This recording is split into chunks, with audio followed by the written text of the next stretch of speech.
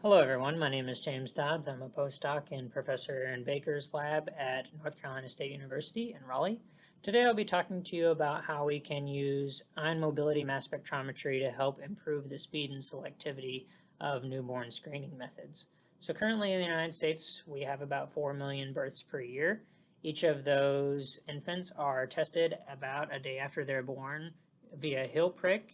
Basically, a blood sample is taken and put on an index card, which is shipped to a testing facility that goes through a panel of screening techniques using mostly immunoassays and mass spectrometry to screen for congenital disorders that are treatable.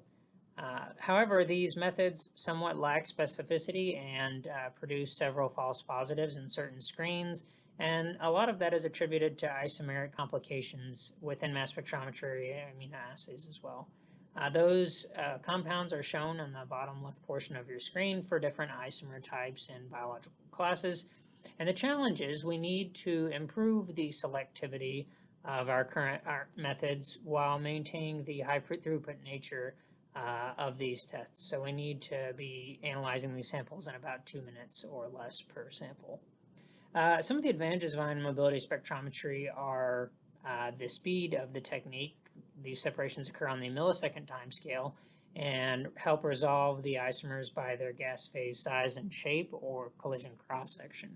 So our proposed workflow is to take the dried blood spots and extract them in methanol and internal standards and plate them on a 96 well plate, which we then analyze on the Agilent rapid fire system, which does a quick solid phase extraction of the metabolites of interest on several different SPE cartridges using a variety of stationary phases like C18, Hillick, etc.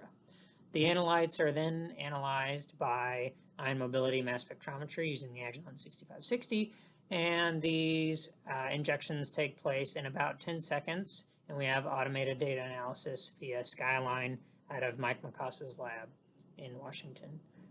So anyway, there's some good preliminary data for these experiments. We analyzed a bunch of isomeric standards, including the carnitines you can see in the middle pane. Basically, we're providing good separation by ion mobility spectrometry, in particular when we use a high-resolution demultiplexing strategy that Agilent is currently beta testing, and we're working on that as well, and you can see the enhanced resolution of those separated compounds in the bottom middle pane.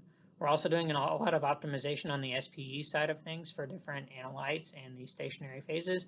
And we've started preliminary analyzing different blood standards we can get from animal models in this experiment. So thank you so much, and I hope you have a great conference.